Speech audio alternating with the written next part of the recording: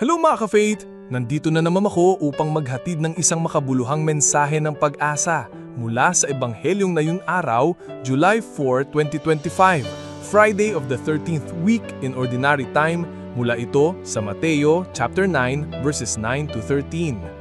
Habang si Jesus ay naglalakad, nakita niya si Mateo, isang maniningil ng buwis, isa sa mga pinakaayaw na mga tao noong panahon na yon. Pero anong ginawa ni Jesus? Simple lang ang sabi niya, "Sumunod ka sa akin." At ang nakakagulat, tumindig si Mateo at sumunod. Ka-Faith, minsan pakiramdam natin hindi tayo karapat-dapat. Makasalanan tayo, paulit-ulit sa mali. Pero gaya ni Mateo, tinatawag ka pa rin ng Diyos.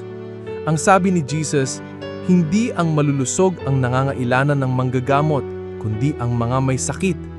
Dumating siya hindi para sa mga nagmamalinis, kundi para sa ating nangangailangan ng habag at pagbabago. Kaya kung nakakaramdam kang hiya sa Diyos, tandaan mo, hindi niya hinahanap ang perpekto. Hinahanap niya ang taong handang sumunod, kahit hindi perpekto. Ito si Brother Rai. Be a digital disciple, share Christ with every click. Kung natouch ka sa mensahe ngayon, i-share mo ito. Sa bawat click, sa bawat follow, sa bawat share, isa kang digital disciple na nagpapalaganap ng pagmamahal ni Jesus sa social media. Maging digital disciple. Share Christ with every click. God bless.